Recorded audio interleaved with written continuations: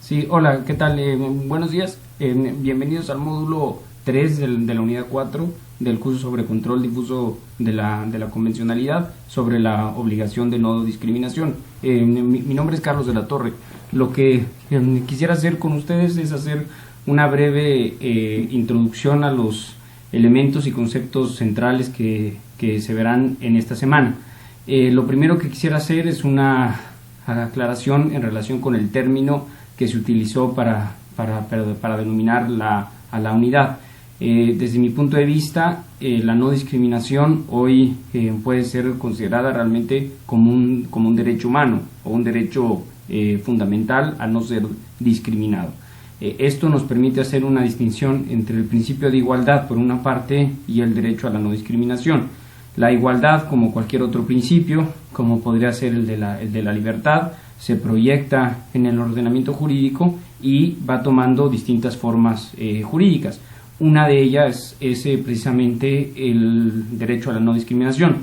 Un elemento también importante a considerar desde el principio es que el derecho a la no discriminación ya se coloca dentro de una igualdad material o una igualdad sustantiva, es decir, da un paso más de la igualdad meramente formal o la igualdad ante la ley para colocarse en una igualdad de derechos, en una igualdad de oportunidades.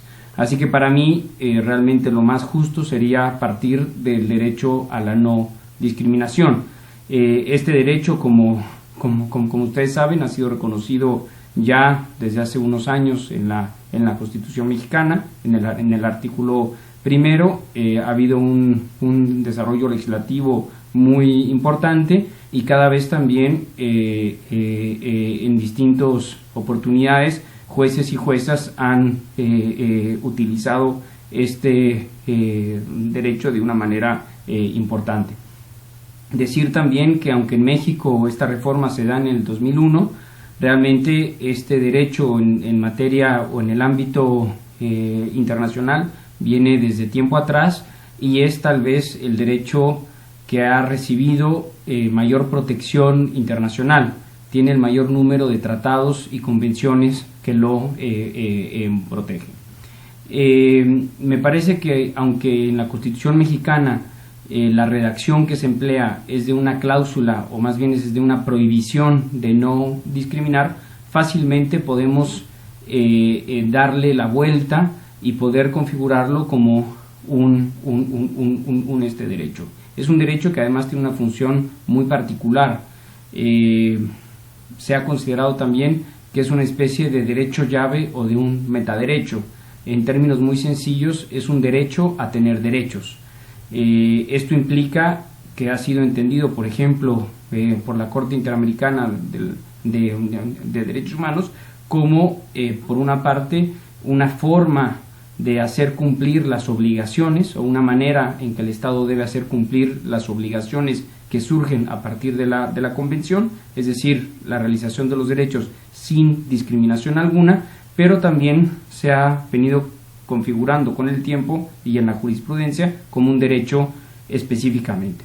Es un derecho que nos habilita para tener otros derechos, es decir, siempre que utilizamos el derecho a la no discriminación lo tenemos que hacer en función de la violación de otro derecho. Es decir, a una persona se le discrimina por razones de género, de raza, de sexo, de idioma, en relación con otro derecho humano. Así tenemos que cumplir al menos 3 supuestos o 3 condiciones para estar frente a una discriminación relevante para el derecho. Primero, una acción de distinguir, de separar, es decir, hacer un trato desigual entre personas, que ese trato desigual sea por las condiciones o las características de las personas que están prohibidas por la propia Constitución o por la ley, como el sexo, la raza, la lengua, las capacidades de las personas, la orientación sexual, la condición económica y todas aquellas que mencionan tanto los tratados internacionales como la Constitución. Y el tercer paso es que la distinción o el trato desigual que se hace en base a estas condiciones de las personas tenga como efecto o como objeto la violación a un derecho humano. Solamente cuando se realizan esos 3 elementos estamos realmente frente a un acto de discriminación. En particular, para la labor de los jueces y de las juezas, el punto tal vez más complejo, y en eso yo quisiera profundizar en el curso durante esta semana, es el tema de, en ocasiones, a pesar de que estamos ante una distinción que puede realizar bien la ley, el legislador o bien alguna autoridad, existen elementos que justifican esa distinción y por lo tanto consideramos que no es una distinción discriminatoria. Es decir, esto es algo que la Corte Interamericana ha sostenido, por ejemplo en la opinión consultiva número 18 en el tema de los derechos de los trabajadores migrantes, pero que también el Comité de los Derechos Humanos en su opinión, en su observación general 18 ha ido reconociendo. No toda distinción constituye una discriminación. Aquí el problema para los jueces y las juezas es, por lo tanto, distinguir cuándo estamos frente a una discriminación hecha por la ley. Y aquí me parece que es importante poder recoger la jurisprudencia y el desarrollo que se ha hecho tanto en el ámbito internacional como por la jurisdicción de otros países. Y hay, digamos, algunos criterios o algunas técnicas jurídicas que le permiten al juez hacer un abordaje específico de estos elementos.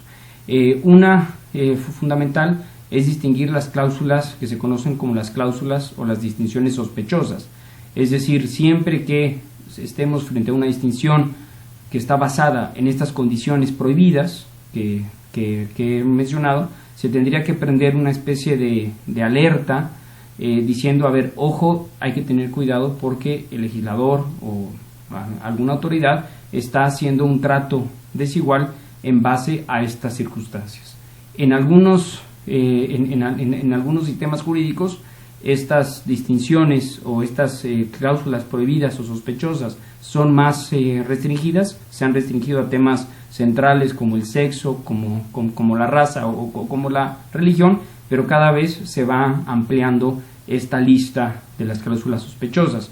Hay que aclarar ahora que esta lista no es una lista cerrada, es una lista abierta y que conforme la jurisprudencia ha ido avanzando, ha ido integrando otras cláusulas que se conocen como sospechosas. Por ejemplo, en un caso reciente, la Corte Interamericana acaba de establecer también que la orientación sexual puede ser considerada como una cláusula sospechosa. Bien, una vez que se identifica que estamos frente a una de estas cláusulas, lo que la jurisprudencia ha hecho es establecer un escrutinio estricto, es decir, cuando estamos frente a esta cláusula hay que ser sumamente estrictos para determinar cuáles son las razones de fondo de por qué se está haciendo una distinción en base a la condición de estas personas. Esto implicaría entonces tratar de analizar si realmente estamos frente a un argumento que pueda aportar un razonamiento, es decir, razones fuertes para poder hacerlo o no. Esto es lo que se conoce, y aquí damos ya el siguiente paso, como un test de racionalidad.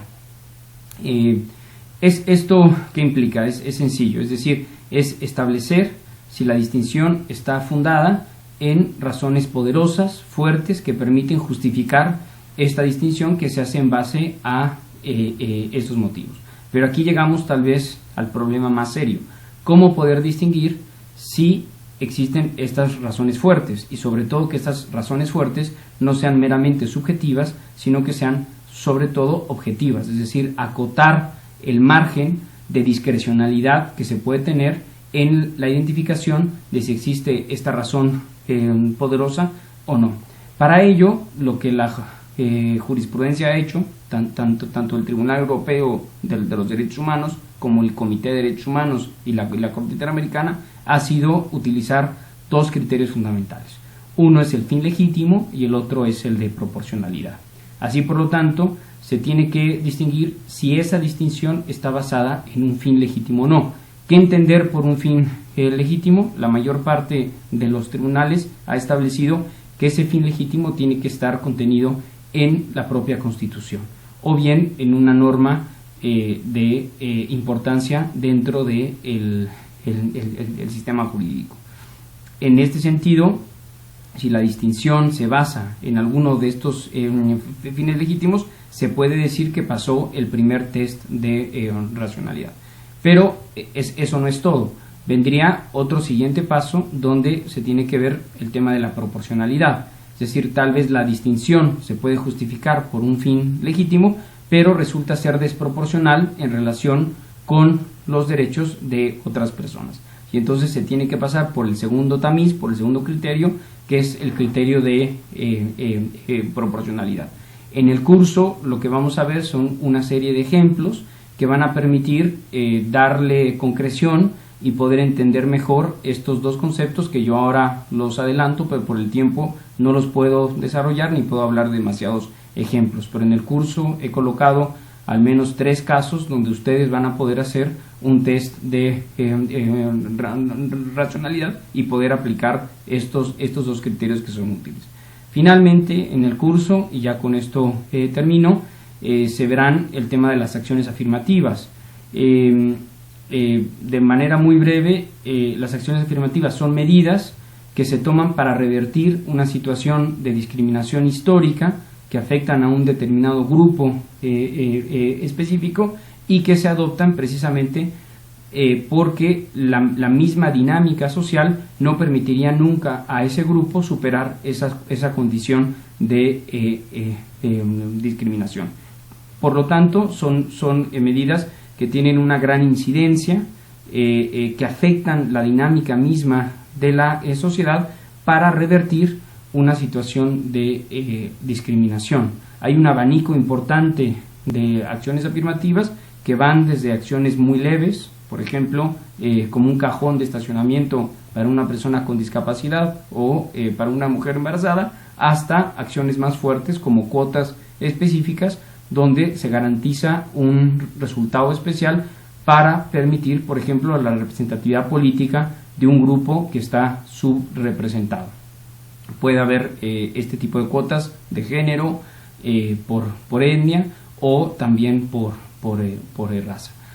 También los jueces y las juezas de distintos países se han tenido que enfrentar ante impugnaciones jurídicas en contra de las acciones afirmativas, y la manera en cómo lo han abordado es utilizando también el test de racionalidad, y por ello entonces tratar de identificar si la acción afirmativa está realmente fundada en un fin legítimo determinado por la Constitución. Aquí la paradoja es que el fin legítimo es precisamente la no discriminación de las personas. Aquí lo que se ha utilizado es que, por lo tanto, tiene que haber un interés realmente fuerte, que en inglés se le llama como compelling interest. Es decir, tiene que haber una razón realmente poderosa para poder justificar algún tipo de acción afirmativa o estas medidas, debido también a las consecuencias que ellas pueden tener en los derechos de otras personas. Bueno, esa es, digamos, una primera introducción al curso. Yo les he dejado algunas lecturas específicas. Las primeras 2 lecturas, una de Ferrajoli y otra de Marine Young, es para entender precisamente esta dinámica entre igualdad y no discriminación, en el caso del texto de Ferrajoli, y de Marine Young para familiarizarse con algunos conceptos centrales como la discriminación estructural y algunas formas específicas que toma la discriminación, como la opresión, como la exclusión, la falta de poder, la violencia y el imperialismo cultural. Estas 2 lecturas van a poder, digamos, contextualizarnos en el fenómeno en sí de la discriminación.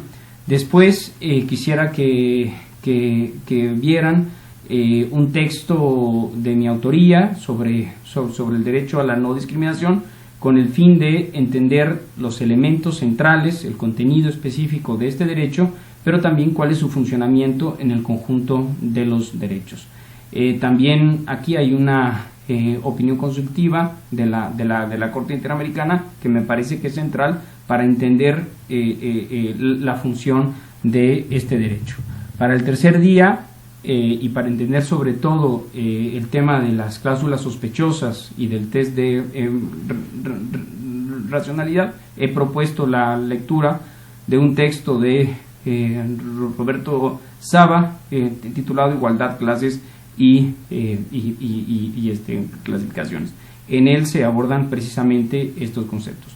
Finalmente, un tema de acciones afirmativas, y aquí tendríamos que acudir a la recomendación general número 25 de la CEDAW, que es uno de los textos tal vez más sencillos que puede explicar en específico las medidas especiales de carácter temporal en beneficio de las mujeres. Bueno, eso sería el curso de esta semana, con algunos ejercicios, cuestionarios, preguntas. Yo estaré también al pendiente para poder contestar sus preguntas, para poder ver los ejercicios y que de manera práctica, participativa, ustedes se puedan ir apropiando de este derecho que es central para su aplicación en la sede jurisdiccional. Muchísimas gracias y hasta luego.